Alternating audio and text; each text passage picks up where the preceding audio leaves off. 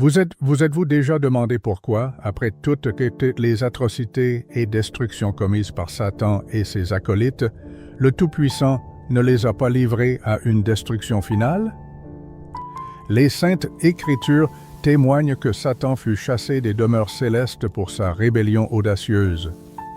Jésus-Christ lui-même a confirmé l'avoir vu tomber du ciel comme un éclair étincelant. Cependant, ni lui ni ses anges déchus n'ont été anéantis, et depuis de nombreux siècles, cette question tourmente l'esprit humain. Pourquoi? Pourquoi le tout miséricordieux permet-il à Satan, cette incarnation du mal, de continuer d'exister? Pourquoi ne met-il pas fin à cela d'un seul mot? Il existe peut-être une raison plus profonde, quelque chose qui dépasse notre compréhension superficielle. Dans notre étude d'aujourd'hui, nous allons lever le voile sur la raison pour laquelle le Seigneur ne peut et ne va pas ôter la vie à Satan et à ses anges déchus. La réponse pourrait vous surprendre et bouleverser votre perception de la justice divine, de la miséricorde et du dessein de Dieu pour notre monde. C'est la vérité inédite sur la raison pour laquelle Satan et ses acolytes sont toujours en vie. Satan, une figure dont les racines plongent profondément dans la tradition biblique, est connu de beaucoup, mais peu sont capables de saisir toute la profondeur de son essence. Le nom même de Satan porte un sens profond. Il ne désigne pas simplement un être, mais plutôt un adversaire, un ennemi. Il recèle une signification plus profonde, parlant de sa nature déchue. Le nom Satan peut également être interprété comme le déchu. Mais ce qui est remarquable, c'est qu'il ne désigne pas un événement passé et achevé. Ce n'est pas celui qui est tombé, mais le déchu. Cette subtile distinction implique que sa chute n'est pas un acte unique, mais un processus continu. Satan demeure dans un état constant de déclin, s'enfonçant inexorablement dans les ténèbres, s'embourbant de plus en plus profondément dans le mal. Son existence est une spirale sans fin, menant à l'abîme du péché. Pouvez-vous imaginer le poids d'une âme éternellement condamnée à tomber, privée de tout espoir de se relever? L'Apocalypse de Jean dépeint un tableau sinistre de son sort futur, décrivant sa chute dans un abîme sans fond. Que symbolise cet abîme? Un abîme sans fond, une chute ininterrompue, un état de ténèbres impénétrable. Cette image reflète brillamment l'essence de l'orgueil. C'est l'orgueil qui pousse Satan toujours plus loin dans sa chute éternelle. C'est une force puissante qui, à chaque instant, le rend de plus en plus mauvais. Comment cela nous concerne-t-il? Les Saintes Écritures nous avertissent, l'orgueil précède la chute. Mais réfléchissez à ceci, la chute ne signifie pas toujours la mort physique. La destruction peut s'infiltrer dans chaque recoin de votre vie. Elle peut détruire vos relations, saper votre stabilité financière et vous priver des bénédictions que le Seigneur est prêt à déverser sur vous. Avez-vous déjà eu l'impression que tout vous échappait, même en continuant de respirer et de vivre? David, dans le psaume 103, verset 4, parle de la rédemption de Dieu. Le Tout-Puissant a le pouvoir de délivrer votre vie de la destruction. Et quelle est la clé de cette rédemption? L'humilité. L'exact opposé de l'orgueil. Si vous luttez contre l'orgueil, sachez qu'il vous détruira de l'intérieur. Mais le Seigneur, dans sa miséricorde, vous offre une issue par l'humilité. La question est, êtes-vous prêt à abandonner votre orgueil?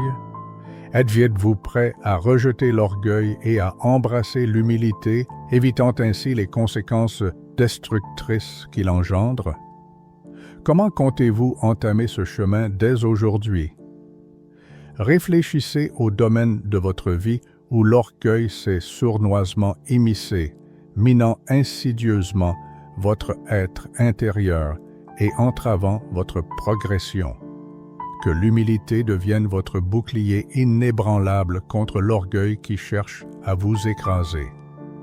La chute de Satan semble infinie, mais votre histoire peut être différente. L'humilité a le pouvoir de vous élever.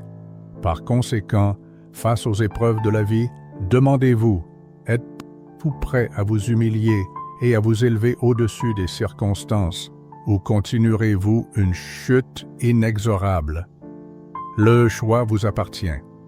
Satan, également connu sous le nom de Lucifer, est une figure ancienne dont l'influence au fil des millénaires a visé à égarer l'humanité et à la détourner de Dieu.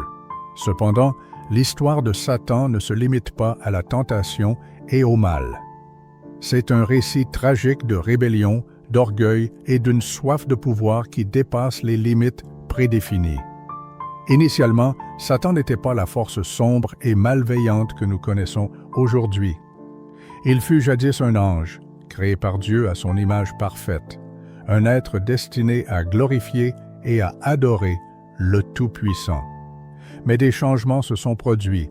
Satan, doté de beauté et de sagesse, s'est rebellé contre son rôle. Servir et adorer Dieu ne le satisfaisait plus. Il désirait davantage, aspirant à être adoré lui-même, voulant s'égaler à Dieu, voire le surpasser. N'est-il pas étonnant de voir comment l'orgueil peut déformer le cœur, poussant même les êtres les plus élevés à douter de leur vocation et à désirer plus? Cette quête de supériorité a conduit à une rébellion sans précédent dans les cieux. Satan a rassemblé autour de lui une armée d'anges, prêts à le suivre dans sa désobéissance à l'autorité divine. Ces anges, jadis messagers et serviteurs du Tout-Puissant, se sont détournés de lui, cessant de se conformer à la volonté de Dieu. Dans leur rébellion, ils sont devenus ceux que nous connaissons sous le nom d'anges déchus. Il est important de noter que ces êtres ne doivent pas être confondus avec les démons. Les démons sont des esprits désincarnés, errant sur terre, cherchant à tourmenter et à tromper l'humanité. Les anges déchus, eux, ont autrefois résidé en présence de Dieu, étant des anges de lumière, et sont maintenant, dans leur rébellion, devenus des anges des ténèbres. Pouvez-vous imaginer la profondeur de cette trahison? Des anges, qui chantaient autrefois des louanges en présence de Dieu, se sont retrouvés bannis, condamnés aux ténèbres éternelles. Leur chute ne fut pas seulement un changement de position, mais une transformation complète de leur nature. D'êtres de lumière, ils sont devenus des serviteurs des ténèbres, poursuivant les objectifs de Satan, cherchant à corrompre, à tromper et à égarer l'humanité du droit chemin. Pourquoi, demandez-vous, Dieu permet-il cela? Pourquoi ne met-il pas fin à leur rébellion en un instant, mettant un terme aux ténèbres qu'ils répandent?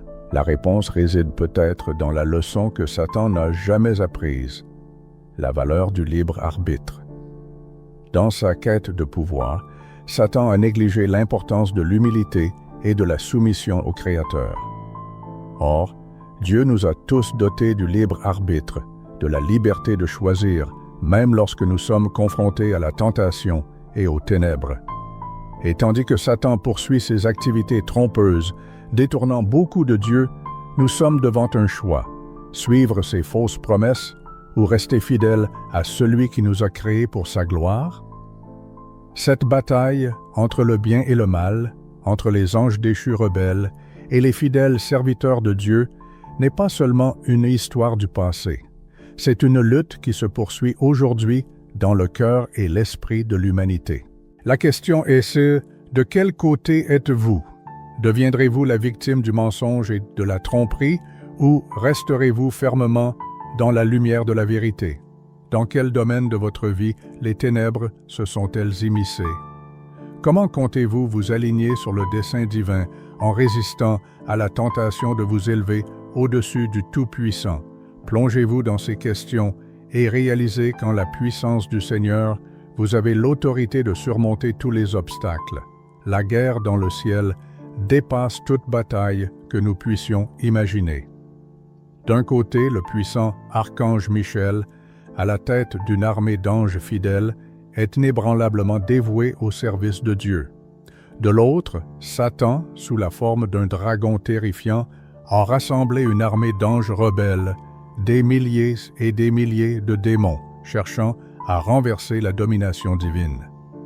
Cette confrontation de la lumière et des ténèbres, du bien et du mal, fut un spectacle d'une ampleur inimaginable. Cependant, malgré toute la fureur de la bataille, la vérité est restée inébranlable. La domination divine ne pouvait être renversée. Satan et son armée d'anges déchus, aussi nombreux et puissants soient-ils, n'ont pu résister à la force de la volonté de Dieu. Le conflit s'est achevé par la chute de Satan et de ses légions des cieux, leur position et leur gloire étant perdues à jamais. Dans l'Apocalypse, chapitre 12, versets 7 à 8, ce moment est décrit avec une clarté effrayante. « Et il y eut guerre dans le ciel. Michel et ses anges combattirent contre le dragon, et le dragon et ses anges combattirent.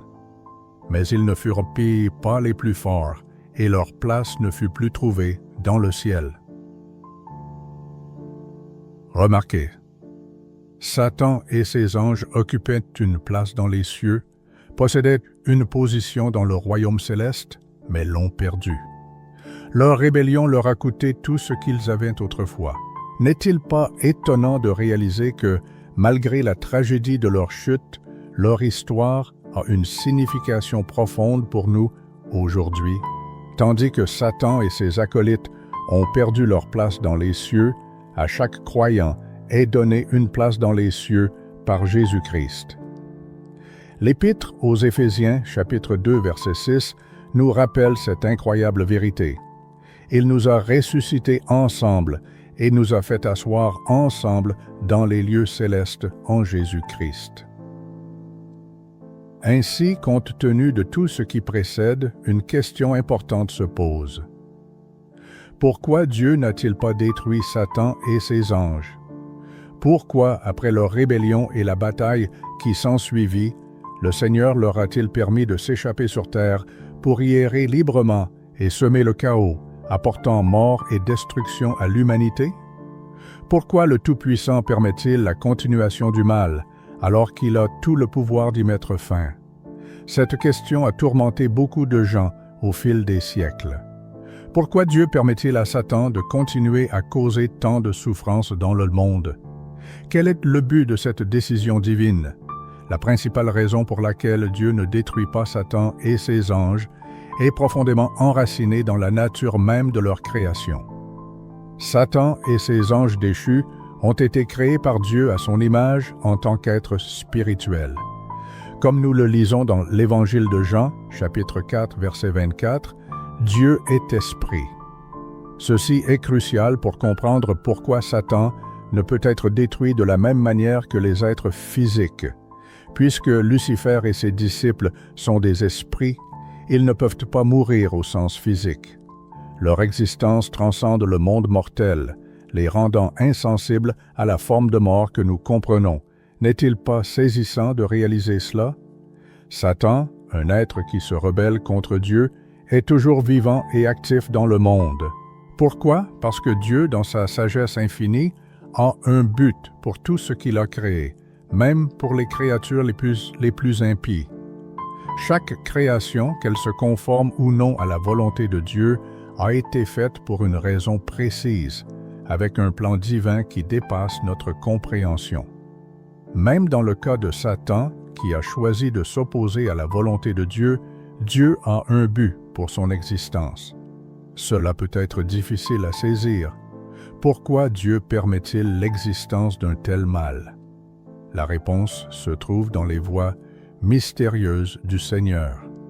Même lorsque la création se rebelle, même lorsque des décisions sont prises qui contredisent sa volonté parfaite, Dieu, dans sa souveraine autorité, est capable d'utiliser ces circonstances défavorables pour sa plus grande gloire.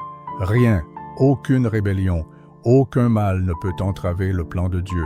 Tous, même les forces des ténèbres, doivent s'incliner devant la volonté du Créateur. À mesure que nous approfondissons la compréhension de qui est Satan et pourquoi Dieu lui a permis de continuer d'exister, nous commençons à découvrir un plus grand mystère. Comment se fait-il que Satan, l'ennemi de Dieu et de l'humanité, serve encore un but dans le grand dessein du Seigneur? Quel rôle joue-t-il dans le plan final de Dieu? Le livre du prophète Ésaïe, en particulier le 14e chapitre, contient une description saisissante de la chute de Satan des cieux. Ce passage lève le voile sur les raisons de sa rébellion et les origines de cette tragédie. Ésaïe écrit: « Comment es-tu tombé du ciel, astre brillant, fils de l'aurore? Tu as été précipité à terre, toi qui foulais les nations. Tu disais en ton cœur: je monterai au ciel, j'élèverai mon trône au-dessus des étoiles de Dieu, je m'assiérai sur la montagne de l'assemblée, aux confins du septentrion, je monterai sur le sommet des nues, je serai semblable au Très-Haut. Mais tu as été précipité dans le séjour des morts, dans les profondeurs de l'abîme. » Ce passage dépeint une image terrifiante de l'orgueil satanique. Il ne s'est pas contenté de la haute position qu'il occupait en tant que créature louant Dieu. Il aspirait à davantage, cherchant à surpasser tout le monde, y compris le Créateur lui-même. Ces paroles « Je serai semblable au Très-Haut » reflètent l'essence de sa rébellion, l'arrogance. Dans son âme, Satan avait l'intention de prendre la place de Dieu, de devenir le souverain suprême. Cependant, comme on le sait, l'orgueil est une force dangereuse et destructrice. C'est elle qui a causé sa chute et l'échec de ses ambitions. Le sort de Satan fut scellé lorsqu'il fut chassé non seulement des cieux, mais aussi dans les profondeurs de l'enfer. Ce passage du livre d'Ésaïe nous donne une idée claire de la nature de la rébellion satanique, l'orgueil et une soif insatiable de pouvoir. De plus, il présente un nom significatif, souvent associé à Satan, Lucifer. Le nom Lucifer se traduit littéralement par « porteur de lumière ». Il est étonnant de réaliser que celui qui était autrefois considéré comme un porteur de lumière s'est enfoncé dans les ténèbres, consumé par l'orgueil. Cependant, l'histoire de la chute de Satan ne se limite pas au livre d'Ésaïe. Une autre mention importante de sa rébellion se trouve dans le livre du prophète Ézéchiel, au chapitre 28. Ici, Ézéchiel présente une description frappante de la perfection originelle de Satan et de sa corruption subséquente. Ainsi parle le Seigneur l'Éternel. Tu mettais le sceau à la perfection, tu étais plein de sagesse, parfait en beauté. Tu étais en Éden, le jardin de Dieu, toutes sortes de pierres précieuses te couvraient, le sardoine, la topaze, le diamant, le chrysolite, l'onyx, le jaspé, le saphir, l'escarboucle, l'émeraude et l'or. Tes tambourins et tes flûtes étaient à ton service, préparés le jour où tu fus créé. Tu étais un chérubin oint, protecteur. Je t'avais établi sur la sainte montagne de Dieu. Tu marchais au milieu des pierres de feu. Tu fus intègre dans tes voies, depuis le jour où tu fus créé, jusqu'à ce que l'iniquité fût trouvée en toi. Par l'abondance de ton commerce, tu as été rempli de violence au-dedans de toi, et tu as péché.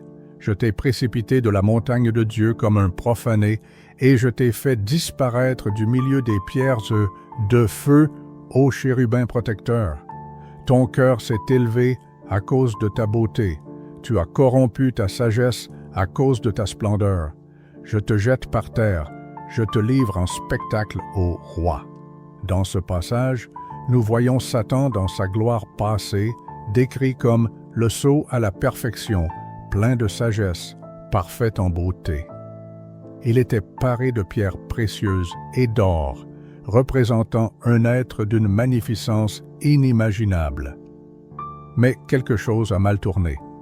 Ézéchiel rapporte que cette création parfaite, jadis irréprochable dans toutes ses actions, fut remplie d'iniquité. Son cœur, autrefois pur, fut souillé par l'orgueil. Il ne se contenta plus de sa position céleste, aspirant à davantage, à savoir la grandeur que donne le pouvoir sur les autres. Sa beauté devint sa ruine, et sa sagesse fut sacrifiée pour sa propre gloire. L'orgueil satanique engendra la violence, et son péché conduisit finalement à son bannissement. Dieu ne pouvait permettre qu'un tel orgueil et une telle corruption subsistent dans les cieux. Sa rébellion n'était pas seulement une quête de pouvoir, mais une graine profondément enracinée de méfiance et d'insatisfaction qui s'est transformée en une rébellion à grande échelle. C'est pour cette raison que Dieu l'a chassé du paradis, changeant à jamais son destin. Ces deux passages bibliques, tirés des livres des prophètes Ésaïe et Ézéchiel, illustrent de manière frappante la chute de Satan. D'être puissant et magnifique, Lucifer est devenu une créature consumée par l'orgueil, corrompu par ses propres ambitions et finalement précipité des cieux. Sa chute ne fut pas seulement une expulsion physique, mais une renaissance spirituelle, marquée par une transformation complète de la lumière aux ténèbres. Cela nous sert d'avertissement à chacun de nous. L'orgueil démesuré peut mener à la catastrophe.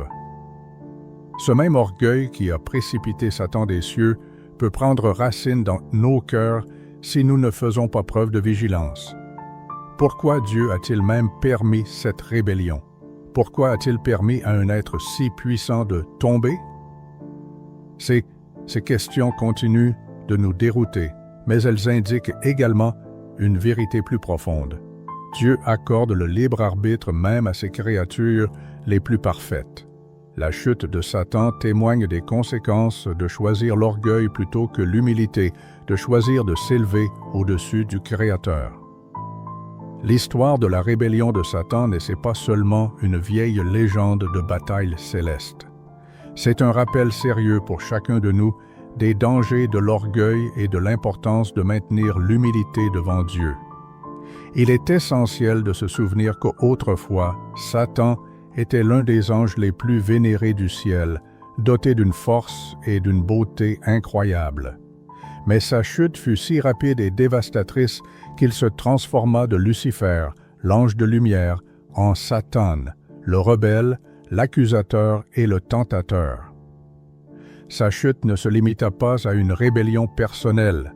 Elle le conduisit à devenir un trompeur habile, tellement plongé dans les ténèbres qu'il ne put s'empêcher d'égarer les autres, de la même manière qu'il s'était égaré lui-même. Son orgueil, sa soif insatiable de pouvoir et son refus de reconnaître l'autorité suprême de Dieu s'enracinèrent si profondément qu'il devint l'incarnation du mensonge et de la tentation. Mais il y a une autre facette de Satan. Il est également connu sous le nom d'accusateur. Au chapitre 3 du livre du prophète Zacharie, la Bible nous présente une image troublante. Josué, le souverain sacrificateur, se tient devant Dieu et Satan se tient à sa droite, l'accusante. Cette image de Satan en tant qu'accusateur est extrêmement éloquente, montrant que son rôle ne se limite pas à la tentation, mais aussi à accuser les croyants, à agir en adversaire, cherchant à condamner ceux qui s'efforcent de suivre Dieu. Il ne suffit pas à Satan de tomber lui-même. Il cherche à entraîner les autres avec lui, les accusant et les jugeant devant Dieu. Dans le Nouveau Testament, nous voyons que l'influence de Satan ne faiblit pas du tout. Il continue de persécuter l'humanité. Même Jésus-Christ, pendant son ministère terrestre, fut tenté par Satan pendant 40 jours dans le désert. Le désir de Satan de tenter, d'éprouver et d'égarer est implacable. Ses méthodes peuvent changer, mais le but reste le même. Contrecarrer la volonté de Dieu et entraîner les autres dans le même sort que le sien. Jésus lui-même confirme la réalité de la chute de Satan, disant dans l'Évangile de Luc, chapitre 10, verset 18, « Je voyais Satan tomber du ciel comme un éclair. » Cette déclaration fait écho à la compréhension de l'Ancien Testament de la rébellion de Satan et de son expulsion des cieux. Jésus, par son autorité divine, confirme que la chute de Satan n'était pas seulement un épisode du passé, mais une réalité qui continue d'influencer le monde. Dans la deuxième épître de Pierre, au chapitre 2, verset 4, nous trouvons une autre confirmation du sort qui attend Satan et ses anges déchus. Car si Dieu n'a pas épargné les anges qui ont péché, mais les a précipités dans les abîmes de ténèbres où ils sont réservés pour le jugement. Ce passage montre clairement les conséquences de la rébellion. De même que Satan et ses anges furent chassés des cieux, ils sont maintenant retenus par des chaînes, attendant le jugement final. Leur destin est scellé, bien que leur punition ne soit pas encore pleinement exécutée. Jude aborde également ce sujet dans sa courte mais puissante épître. Les anges qui n'ont pas gardé leur dignité, mais qui ont abandonné leur propre demeure, il les a réservés pour le jugement du grand jour, enchaînés éternellement par les ténèbres. Ces versets nous rappellent que Satan et ses partisans, bien qu'ils jouissent maintenant d'une certaine liberté, sont finalement retenus pour un jugement futur. Les ténèbres dans lesquelles ils se trouvent actuellement ne sont pas leur demeure éternelle. C'est simplement un lieu de confinement temporaire jusqu'au jour de la rétribution. À cet égard, une question importante se pose. Pourquoi Dieu ne met-il pas fin à l'existence de Satan dès maintenant? Pourquoi lui permet-il de poursuivre ses activités de tentation, d'accusation et de destruction? La réponse réside dans la justice divine. Bien que Satan ait une certaine liberté d'action, il serait injuste de la part de Dieu de le détruire, ainsi que ses anges déchus, sans un jugement équitable. La justice de Dieu exige que chaque méfait soit suivi d'une rétribution, que chacun soit jugé selon ses actes. Satan a eu le temps de commettre ses actes, mais il comparaîtra aussi en jugement. Dieu attend le jugement final du monde, lorsque tous comparaîtront devant lui et seront jugés pour leurs œuvres. Satan, comme tous les autres, n'échappera pas à cette rétribution divine. Ainsi, bien que Satan puisse encore se déplacer librement sur terre et commettre ses méfaits, il nous est rappelé que son temps est limité. Dieu permet patiemment cette période, sachant qu'en fin de compte, tout sera corrigé. Satan peut jouir de la liberté maintenant, mais il sera finalement tenu responsable de sa rébellion. Le jugement final approche, et ce jour-là, Satan et tous ceux qui le suivent affronteront les conséquences de leur choix. Mais en attendant, nous vivons en sachant que la justice de Dieu l'emportera et que sa victoire finale sur Satan est certaine. Sommes-nous prêts à comparaître devant le dernier jugement? Vivons-nous en accord avec la volonté du Tout-Puissant ou avons-nous laissé la tromperie et la calomnie du diable obscurcir notre chemin de vie? Quelles mesures devons-nous prendre dès aujourd'hui pour nous tenir fermement du côté de la vérité, en attendant ce grand jour où tout ce qui est secret sera révélé? Il est nécessaire de réfléchir profondément à cette vérité, car malgré la puissance apparente de Satan, son temps est limité et la justice de Dieu l'emportera. Pour comprendre les motifs des actions du Tout-Puissant, il est essentiel de pénétrer l'essence même de sa nature divine. En effet, tous les actes de Dieu sont un reflet direct de son essence, qui est le fondement de tout ce qu'il accomplit. Autrement dit, les actions de Dieu découlent directement de sa nature divine. Pour comprendre pourquoi Dieu permet l'existence de Satan et de ses anges déchus, il faut saisir les attributs du Tout-Puissant. L'un des aspects les plus importants est l'omnipotence de Dieu. Aucune force, aucun être, aucune entité n'est capable de contester son autorité. L'univers lui-même, avec ses innombrables complexités et son immensité, est entièrement à la disposition de Dieu. Les Saintes Écritures soulignent à maintes reprises le caractère illimité de la puissance de Dieu au-dessus de laquelle personne ne peut s'élever. C'est une vérité cruciale à garder à l'esprit en contemplant cette question. Si Dieu a véritablement créé toutes choses, comme l'enseignent les Écritures, alors rien de créé ne peut le surpasser. Aucune créature ne peut défier ou éclipser son Créateur. Ceci nous amène à une idée fausse courante concernant Satan, que beaucoup considèrent comme l'ennemi principal de Dieu, engagé dans une bataille cosmique pour le contrôle de l'univers.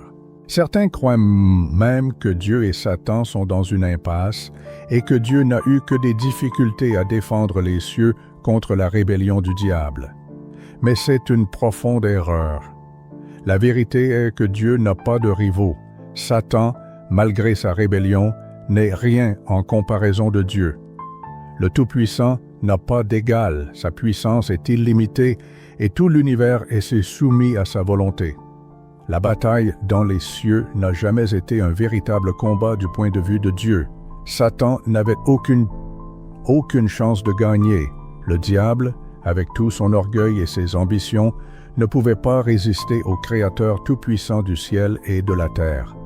Le chapitre 12 de l'Apocalypse, versets 7 à 11, immortalise ce moment charnière, décrivant la guerre dans le ciel et la défaite de Satan.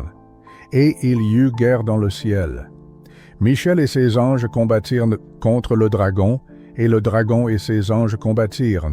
Mais ils ne furent partis pas les plus forts, et leur place ne fut plus trouvée dans le ciel. Et il fut précipité, le grand dragon, le serpent ancien, appelé le diable et Satan, celui qui séduit toute la terre, il fut précipité sur la terre, et ses anges furent précipités avec lui. Et j'entendis dans le ciel une voix forte qui disait, « Maintenant le salut est arrivé, et la puissance, et le règne de notre Dieu, et l'autorité de son Christ, car il a été précipité, l'accusateur de nos frères, celui qui les accusait devant notre Dieu jour et nuit. Ils l'ont vaincu à cause du sang de l'agneau, et à cause de la parole de leur témoignage, et ils n'ont pas aimé leur vie jusqu'à craindre la mort. » Remarquez comment la défaite de Satan est décrite dans ce passage.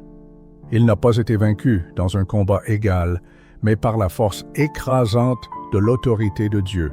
Il n'y a pas eu de lutte, pas de possibilité de succès pour Satan.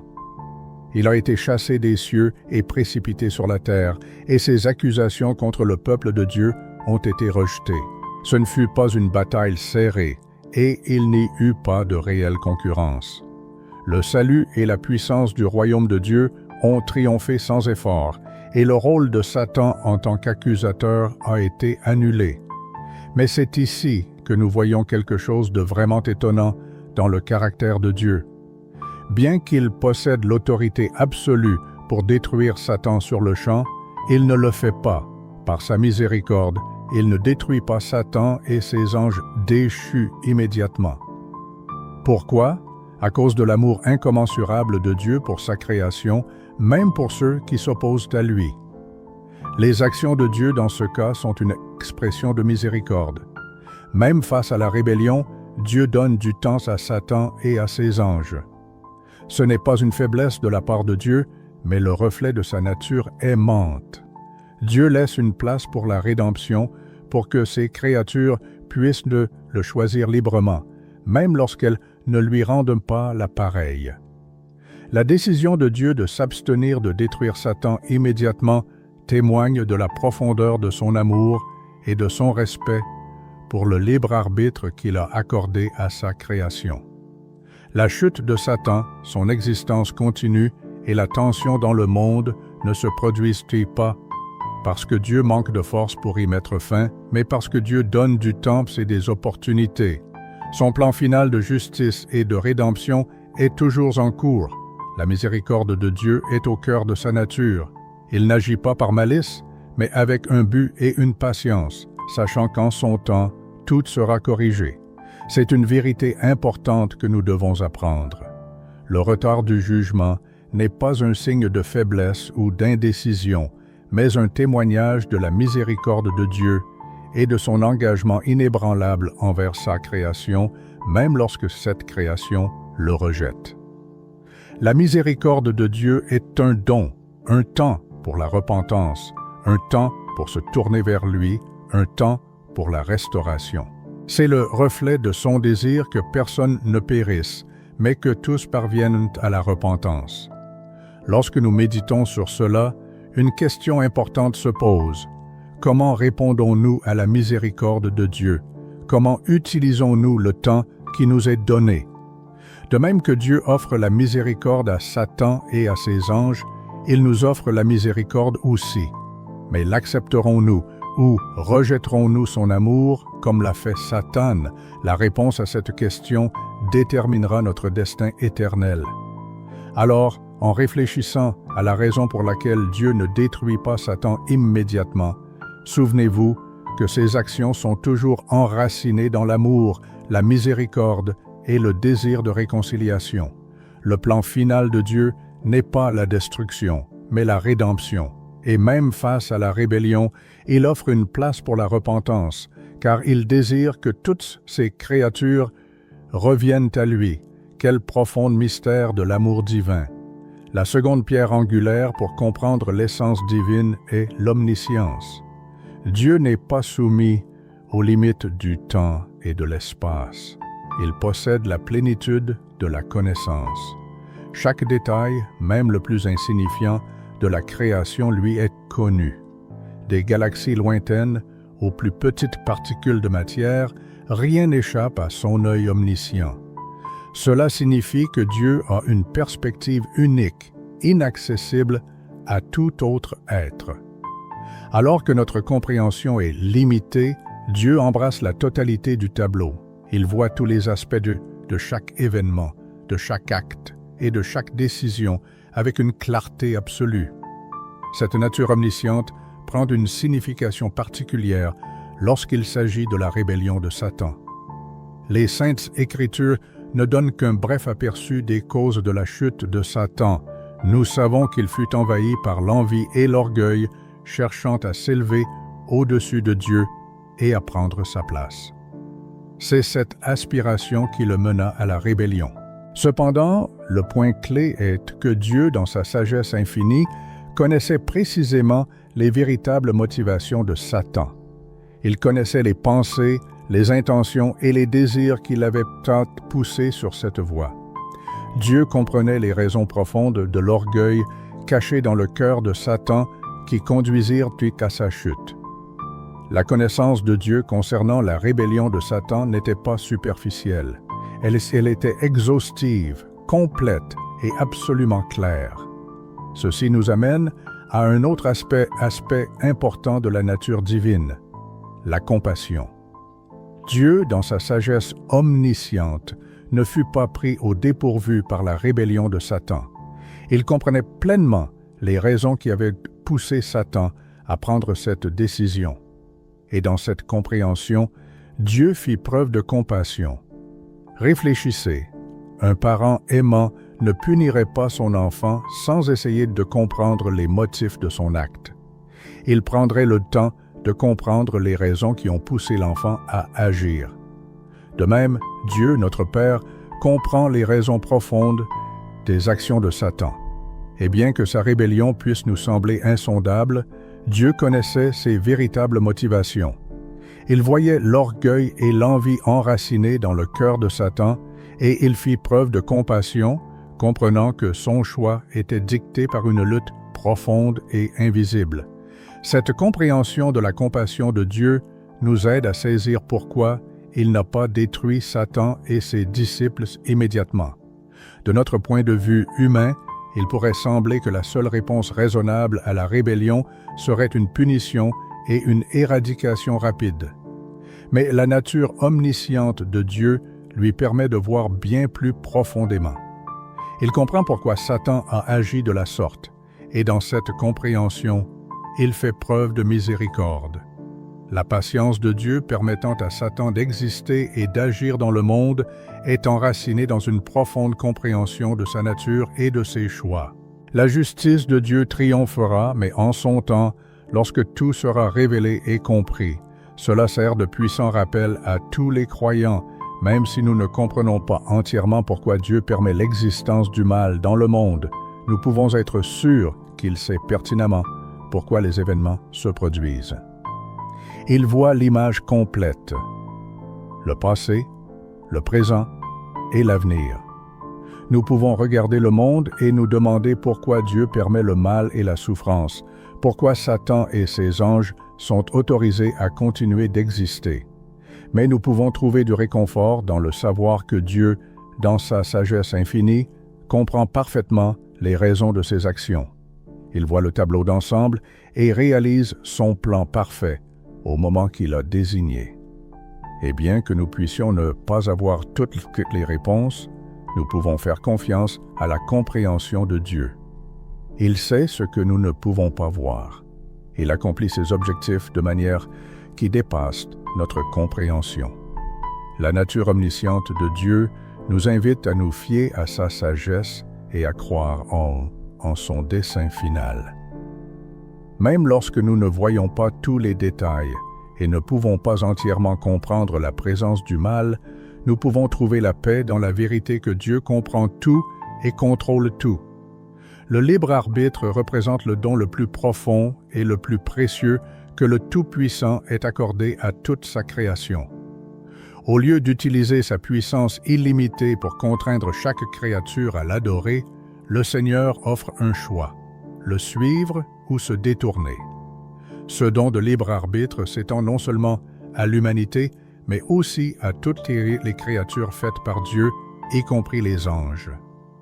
Puisque les anges, comme nous, ont été dotés du libre arbitre, il a toujours existé une probabilité qu'un ange ou un groupe d'anges décide de se rebeller contre Dieu. La rébellion de Satan en est une confirmation tragique. Mais la question se pose, pourquoi Dieu a-t-il même accordé le libre arbitre? Était-ce absolument nécessaire? La réponse réside dans l'essence même de l'amour. L'amour véritable ne supporte ni la contrainte ni la manipulation. Il doit être donné volontairement, provenant des profondeurs du cœur. Sans liberté de choix, l'amour perdrait tout son sens. Il est impossible d'aimer véritablement quelqu'un sans avoir d'alternative. Rappelez-vous les relations dans votre propre vie.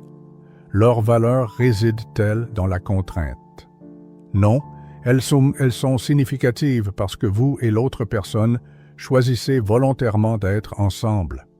Sans choix, l'amour deviendrait une obligation mécanique dépourvue de connexion sincère. De même, Dieu désire que sa création l'aime non par contrainte, mais par son propre choix. Il n'a pas besoin d'une obéissance aveugle. Il aspire à une dévotion sincère, née du libre arbitre. Cependant, en accordant à sa création la liberté de choisir, Dieu prévoyait que certains préféreraient ne pas l'aimer, choisissant la voie de la rébellion ou de la désobéissance à sa volonté. Avec ce choix vient la possibilité de la douleur, de la perte et de la séparation. Mais en même temps, il y a aussi la chance de la rédemption et de la restauration. C'est là le dilemme engendré par le libre arbitre. Si Dieu punissait et détruisait chaque être qui utilisait son libre arbitre d'une manière qui lui déplaisait, alors le don du libre arbitre perdrait tout son sens, se transformant en une formalité vide. La vraie liberté implique la possibilité de faire des choix, même s'ils contredisent la volonté de Dieu. Réfléchissez. Si l'une des options de votre libre arbitre entraîne inévitablement la peine de mort, avez-vous vraiment le choix? Serez-vous vraiment libre dans votre décision? Le vrai libre arbitre exige que les deux voies, la rébellion et la rédemption, restent ouvertes, que les deux options soient réelles. Dieu, dans sa sagesse et sa justice, permet la possibilité de la rébellion, sachant pleinement que cela entraînera douleur et souffrance. Mais il permet aussi la possibilité de la rédemption, de l'abandon de la rébellion et du retour à lui. Sans cette liberté, sans cette alternative, l'amour et le choix perdraient leur valeur. Étant juste et équitable, Dieu respecte la décision de Satan de quitter sa position dans les cieux et ne le détruit pas pour ce choix. La décision de Dieu de permettre la rébellion de Satan est enracinée dans son respect du libre arbitre. Bien que cela ait conduit à la chute de Satan, Dieu ne sera renversé ni par lui, ni par qui que ce soit d'autre. Il reste le souverain suprême, mais n'intervient pas dans les choix de ses créatures, même si ce choix les éloigne de lui. C'est là que se manifeste un aspect étonnant du caractère de Dieu. Il valorise la liberté de choix, même si cela s'accompagne de coûts énormes. Ce principe est crucial pour comprendre pourquoi Dieu permet à Satan, aux anges déchus et même à nous, les humains, d'exercer notre libre arbitre. Si Dieu détruisait ceux qui choisissent la mauvaise voie, il annulerait en fait ce qui rend l'amour sincère, la possibilité de choisir. La justice de Dieu, dans ce cas, honore la liberté qu'il a accordée, mais cela ne signifie pas qu'il n'y aura pas de conséquences à ses décisions. Satan a choisi la rébellion et en conséquence, lui et ses partisans ont été chassés des cieux. Mais même dans ce cas, la justice et la miséricorde de Dieu restent en parfait équilibre. Le libre arbitre est donc non seulement un don, mais aussi une immense responsabilité. Il est le fondement de nos relations avec Dieu. Nous avons la possibilité de l'aimer, de le servir ou de nous détourner de lui. C'est par ce choix que nous démontrons la profondeur de notre amour pour Dieu.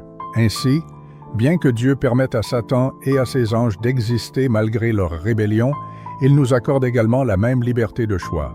Et avec ce choix vient la possibilité de rédemption pour ceux qui décident de revenir à lui.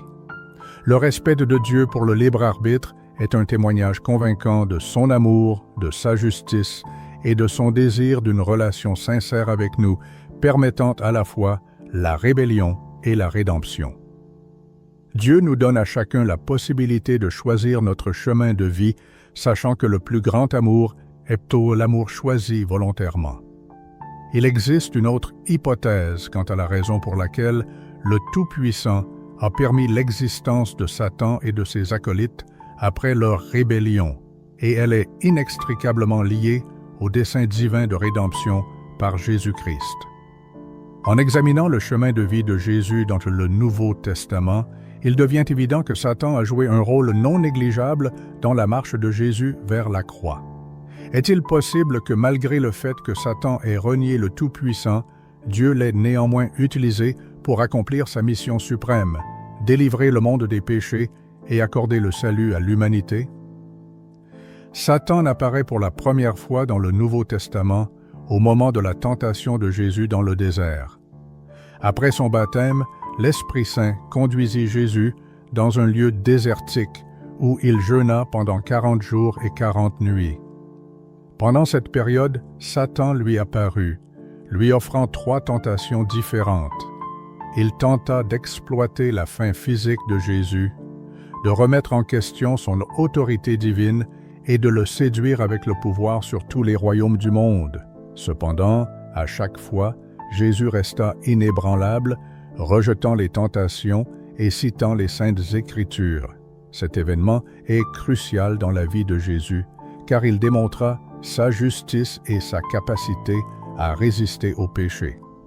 Qu'est-ce qui rend ce moment si important? Jésus, étant entièrement Dieu, était aussi entièrement homme. Il fut soumis aux tentations comme nous, mais resta sans péché. En surmontant les tentations de Satan, Jésus manifesta son intégrité, ce qui était absolument nécessaire pour son rôle de sauveur du monde. Pourquoi est-ce si significatif? Parce que seul un homme innocent et sans péché pouvait prendre la place du coupable. C'est l'essence même de l'Évangile. Jésus, en tant que Fils de Dieu sans péché, était le seul digne de porter le fardeau des péchés de toute l'humanité. Imaginez une situation où un criminel en prison se voit offrir une chance que quelqu'un prenne sa place. Dans ce cas, l'innocence de la personne innocente est transférée au coupable. Il y a une sorte d'échange de place. De la même manière, Jésus a échangé sa place avec la nôtre. Il a pris nos péchés sur lui et en retour, il nous a offert sa sainteté. Sur la croix, Jésus est devenu le sacrifice parfait pour les péchés du monde entier, acceptant la punition que nous méritions afin que nous puissions recevoir la justice qu'il a vécue. Le fait que Jésus ait résisté aux tentations de Satan dans le désert a démontré sa dignité d'être celui qui pouvait porter nos péchés. Il ne s'agissait pas seulement pour lui d'éviter le péché. Il s'agissait de prouver qu'il était le seul capable d'accomplir le rôle de sacrifice parfait.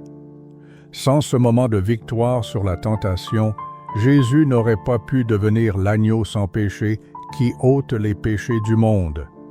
Ainsi est-il possible que Dieu ait permis à Satan de continuer d'exister et de jouer son rôle dans le récit divin, à savoir de défier Jésus et de prouver sa dignité? C'est une possibilité très intrigante. Satan, dans tout son orgueil et sa rébellion, a involontairement servi à l'accomplissement du plan de salut de Dieu. Sa tentative de tenter Jésus est devenue une partie du processus par lequel Jésus a prouvé qu'il était le sacrifice parfait. Dans le grand récit de la rédemption, même le rôle de Satan a été utilisé pour démontrer la victoire du Christ. Dieu, dans sa sagesse infinie, savait que la rébellion de Satan conduirait finalement au plus grand acte d'amour et de rédemption dans l'histoire de l'humanité, la croix. En permettant à Satan de tenter Jésus, il a donné à Jésus l'occasion de montrer qu'il était vraiment l'agneau parfait et immaculé, digne de prendre sur lui les péchés du monde. Ce fut une victoire non seulement sur Satan, mais aussi sur le pouvoir même du péché. La question que nous devons nous poser est: qu'est-ce que cela signifie pour nous aujourd'hui? Jésus a résisté à la tentation et aux ruses du diable afin que nous puissions être libres de l'esclavage du péché. Sa victoire sur la tentation dans le désert nous montre que nous aussi, nous pouvons tenir ferme contre les mensonges de l'ennemi. Le succès de Jésus contre la tentation n'était pas seulement pour lui-même, mais aussi pour nous. Grâce à sa force, nous avons la possibilité de résister aux tentations et de vivre dans la victoire qu'il a déjà remportée. Ainsi, peut-être, en permettant à Satan d'exister, Dieu a permis à Jésus de démontrer sa dignité d'être notre Sauveur. Et ce faisant, il a ouvert la voie à la victoire suprême sur le péché et la mort. Même dans les moments les plus sombres, le plan de Dieu se déroulait et la rébellion de Satan fut utilisée pour la gloire de Dieu et la rédemption de l'humanité. Le second rôle significatif que Satan joue dans l'histoire de Jésus survient lors de la tentation de Judas Iscariote, l'homme qui finira par trahir Jésus et le livrer aux autorités religieuses, ce qui mènera à sa crucifixion. C'est un moment clé dans le récit de la vie du Christ et de l'histoire du salut. Vous êtes-vous déjà demandé comment Jésus aurait accompli sa mission de mourir pour les péchés du monde si personne ne l'avait finalement trahi pour être crucifié? La mort de Jésus devait être orchestrée. Et dans le plan divin de Dieu, quelqu'un devait jouer ce rôle, et cet homme était Judas, celui qui le trahirait. Le rôle de Satan dans cet aspect du chemin de Jésus est profond. Dans les évangiles, nous voyons que Satan entre en Judas et le pousse à douter de Jésus. Dans l'évangile de Jean, chapitre 13, verset 27, il est dit « Et après ce morceau, Satan entra en lui ».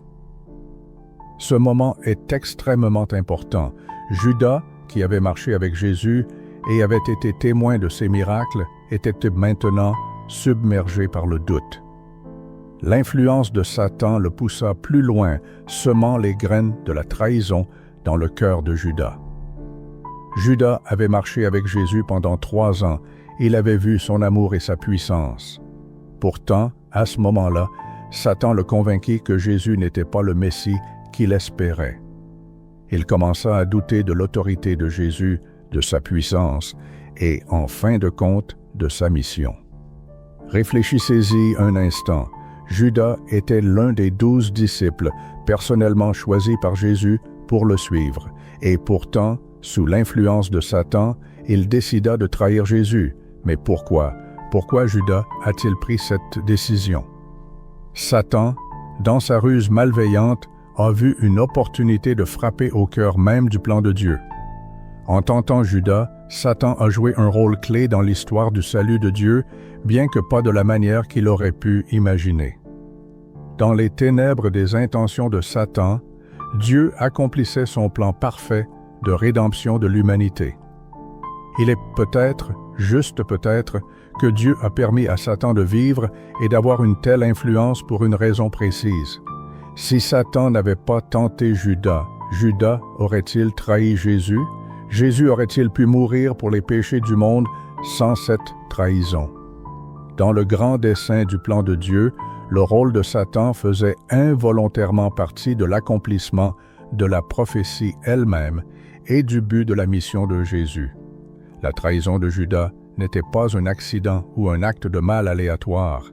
Elle faisait partie du dessein parfait de Dieu pour accomplir le sacrifice qui sauverait l'humanité du péché.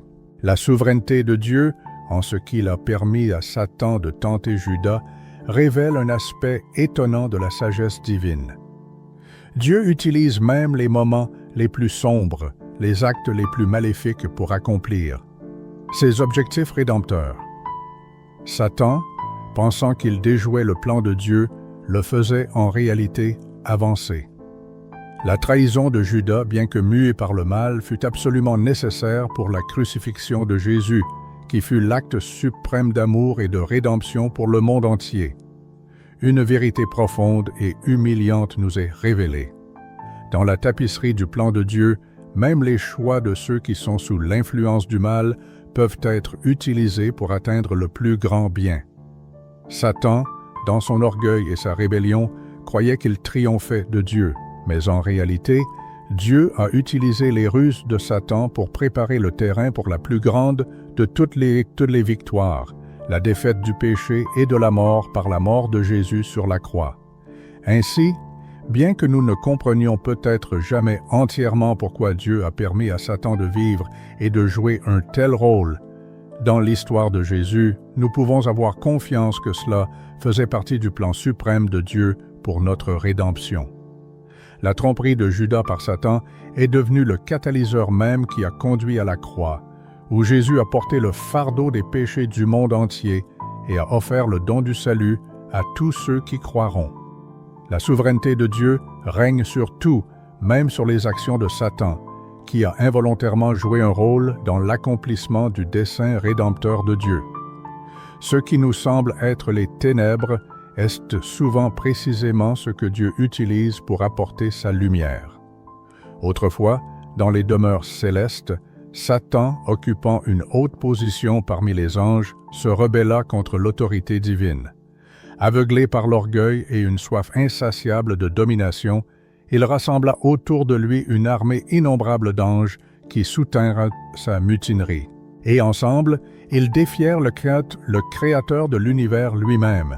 Cependant, au lieu d'une destruction immédiate, Satan et ses acolytes furent précipités des cieux, bannis en exil, loin de la présence de Dieu.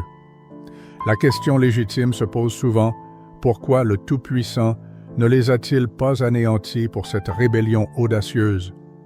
Car le Seigneur est tout-puissant et aurait pu mettre fin à la rébellion de Satan en un instant. Une des réponses possibles réside dans un dessein de rédemption plus vaste. Il est possible que Satan n'ait pas été seulement un adversaire dans le grand plan de Dieu, mais une sorte d'instrument, une partie nécessaire de l'histoire du salut de l'humanité. Peut-être le Seigneur a-t-il permis à Satan d'exister parce que, malgré sa rébellion, il y avait une chance de sa possible rédemption. Se pourrait-il que l'amour de Dieu pour toute sa création, même pour Satan, fût si grand qu'il voulait lui offrir toute opportunité de revenir à lui?